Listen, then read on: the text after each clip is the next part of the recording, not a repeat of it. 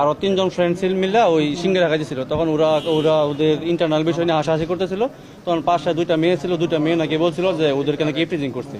তখন ওইটা ভার্সিটিতে কমপ্লেন দেওয়া হয়েছিল। তখন প্রক্টর বডির ম্যাম প্লাস স্যার ওরা মিলে এটা সহজ মানে যখন সঠিক কোন তথ্য পায় না ইফটিজিংয়ের, তখন ওইটা মিট করে দিয়েছিল। মিট করে দেওয়ার পরে মানে ওই স্যাররা যখন ওই পারভেজ ভাই যখন সিনিয়র ওই মেয়েদের কাছে আবার সরি বলছিল যে তুমি যখন আমার ছোট বোনের মতো, তো আমাদেরকে তুমি যদিও ইফটিজিং করি না, তাও যদি কোনো ভুল মনে করে তাহলে আমি তোমাদের কাছে দুঃখিত, সরি বলছি।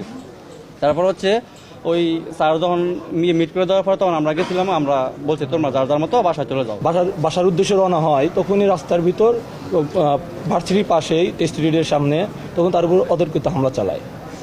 আমরা চালানোর সময় দেখছি দেখা যাচ্ছে যে মেরাজ এবং বৈষম্য ছাত্র আন্দোলনের শীর্ষ সন্ত্রাসীরা ওই জায়গায় উপস্থিত ছিল। এখানে ইংলিশ, ল এবং বিবিএ ডিপার্টমেন্টের 3জন স্টুডেন্ট ছিল, আর ভিকটিম হয়েছে টেক্সটাইল স্টুডেন্টের।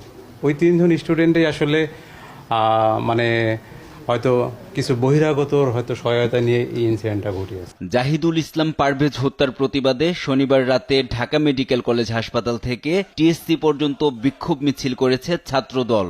বৈষম্য বিরোধী ছাত্র আন্দোলনের বনানী থানার কয়েকজনের নেতৃত্বে পরিকল্পিতভাবে তাকে হত্যা করা হয়েছে বলে